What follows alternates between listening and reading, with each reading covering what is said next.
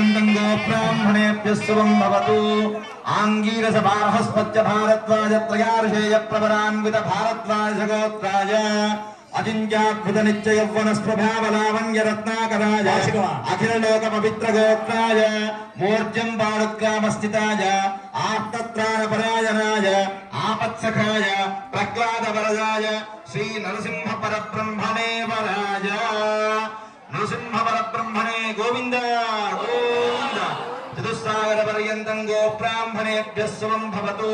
भार्गवचवन आप्नुवान और्ववैदन पंचार्षेय प्रवरान्वित भार्गवस गोत्रोद्भवीं मूल प्रकृति रूपां प्रकृत्यं संभूतां श्री ओम श्री लक्ष्मी अत्यंत सौंदर्यवतीं श्री लक्ष्मी परब्रह्मणे वरवराय ओम।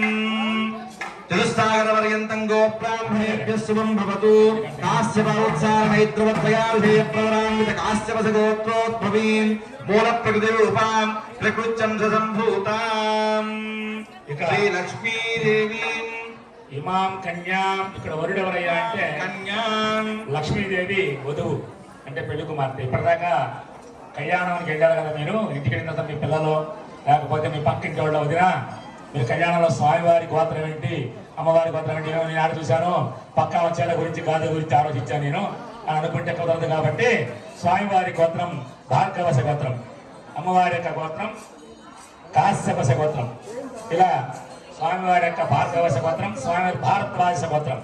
స్వామి యొక్క గొప్పతనం ఏంటంటే లక్ష్మీ నరసింహ స్వామి చెప్పేదాకా మత్స్య కూర్మ వరాహ నారసింహ ఈ 4వ అవతారం. ఈ అవతారంలో ఉన్నటువంటి విశేషం ఏంటంటే స్వామి చేసినటువంటి పని ఏంటంటే అంటే శత్రువు బలమైనటువంటి వాడు, బాగా బలమైనటువంటి వాడు. అతను కోరుకున్నాడు మహావిష్ణువుని ఏమనంటే నాకు ఈ భూమి మీద ఏ జీవి వల్ల నాకు చావు ఉండకూడదు, అలానే ఇంట్లో ఉండకూడదు, బయట ఉండకూడదు, ఉదయం ఉండకూడదు, సాయంత్రం ఉండకూడదు, ఏ రకమైన ఆయుధం నన్ను చంపకూడదు అని కోరుకున్నాను.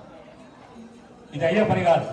కానీ మహావిష్ణువు మరి ఆయన గొప్పతనం ఏంటంటే మన లక్ష్మణ్ అంటే నరుడు కాదు సింహం కాదు అని కోరాడు. కాబట్టి నరుడంటే మనిషి, సింహం అంటే సింహమే. కాబట్టి నరసింహుడిగా అవతారం ఎత్తాడు. తన వరకు సింహం, అక్కడి నుంచి శరీరం అంతా కూడా మనిషి. అలానే ఇంట్లో కాదు, బయట కాదు, ఎక్కడ గడప మీద, ఉదయం కాదు, సాయంత్రం కాదు, సంధ్యావేళ, సూర్యుడు అస్తమించే సమయంలో సంధ్యావేళ. ఆయుధాలు ఏం లేవు అన్నాడు, గోళ్ళు ఆయుధాలుగా తీసి పేగులు తీసి మెడలో వేసుకున్నాడు. మహావిష్ణువుని గమనించడం అంత తేలికైన కాదు. శివుడి కనుక అభిషేక ప్రియో శివ. మీ ఊళ్ళో అందరూ చెబుతుంటారు మోర్జం పాండు, నీ కూడా చూస్తాయి వాళ్ళు చూసొస్తా పోయి బ్రహ్మాండంగా శివుడు ఉన్నట్ట ఆయనకి బుగ్గమల్లేశ్వర స్వామి అని చెప్పు. ఈ ప్రెసిడెంట్ గారు ఎప్పుడు చెప్తుంటారు, రెడ్డి గారు ఎప్పుడు చెబుతుంటాడు ఒక్కసారి రాండి మా ఊరని. అక్కడ నీటి బుగ్గ ఉద్భవిస్తూ ఉన్నటువంటి నీళ్ళని స్వామికి స్నానం చేయిస్తారు. ఒక చెంబు నీళ్ళు పోస్తే సంతోషించేవాడు పరమశివుడు. మరి మహావిష్ణువు అలా కాదు, ఒక 100 రూపాయల పూలమాల వేయాలి. లెక్క ప్రకారం సేటి గారు ఇందాక లడ్డూ కూపన్ ఇస్తున్నాడు. వచ్చే సంవత్సరం చివరి బంగారం ఇస్తానని చెప్పమానండి. ఇక్కడి నుంచి రోడ్డు దాకుంటారు జనం, ఇక్కడి నుంచి రోడ్డు దాకుంటారు. మనం బస్సులు దిగామే అక్కడ దాకుంటాం. ఎందుకంటే ఇవాళ ధనం మూలం ఇదని జగత్ అన్నారు, డబ్బు మీద నడుస్తూ ఉంది. ఒకసారి మహావిష్ణువు ఏం చేశాడంటే నారదుడు చెప్పాడు, నారదా నా బాధలు నీకు ఏం చెప్పాలన్నట్టు. మహావిష్ణువు చెప్పి కథ మాత్రమే. ఈ కథ ఎవరు చెప్పారు? అరవింద మహర్షి చెప్పాడు.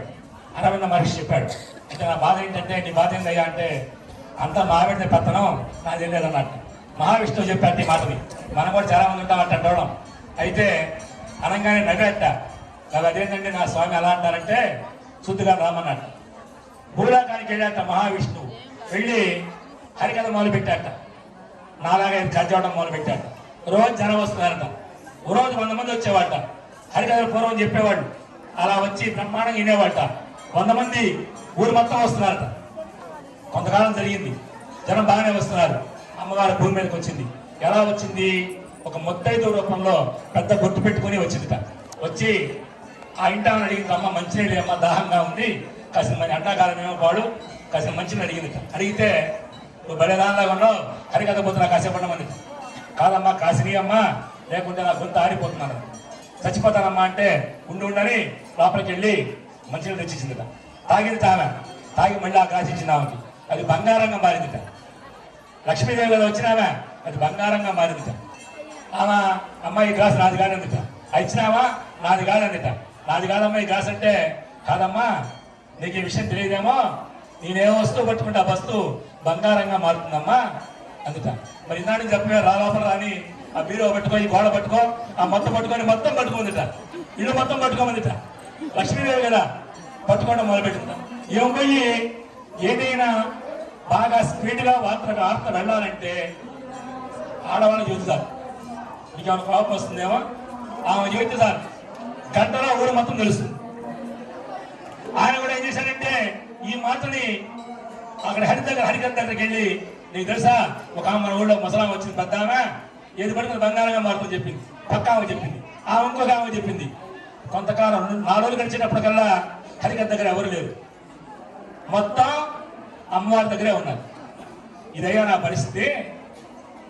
అందుకని మీరు ఒకటే గుర్తుపెట్టుకోండి, ఎంత పూజ చేసినా, ఎటువంటి మన ఇంట్లో ఎంత పూజ చేసినా, లక్ష్మీదేవికి శాస్త్రం చేసినా, ఎంత చేసినా స్వామివారిని మర్చిపోకూడదు.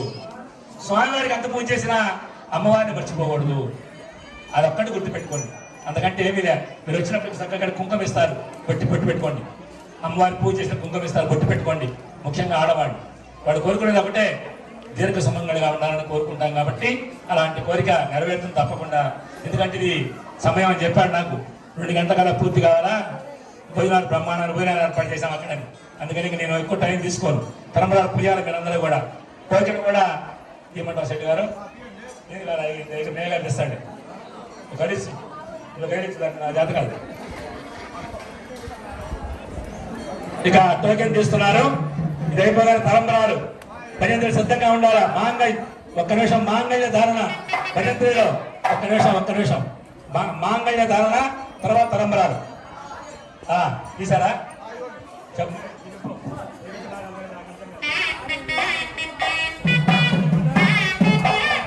ఒక్క నిమిషం ఆపాలి.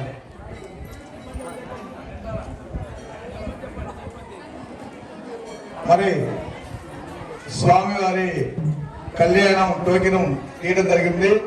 మరి మన అయ్యగారి చేతుల మీదనే ఈ యొక్క కోపిను తీయడం జరుగుతుంది. మరి చివరన 4 ఉంది. చివరన 4 ఉంది. ನೀವು కోపం చూసుకోవాల్సిందిగా చూస్తున్నాను. చివరన 4 ఉంది. కూర్చుంది 22 గంటల కదా, ఇంకా పక్కన 1 ఉండగా ఏముంటుంది అంటే క్యాచ్ చేయరా? 14 వాళ్ళ పేర్లు చెప్పవలసిందిగా కోరుతున్నాము. వాళ్ళు కూడా బాగా యువ దంపతుల్లాగా ఉన్నారు. మంచి సంతానం కలగాలని కోరుకుంటున్నాం మనం కూడా.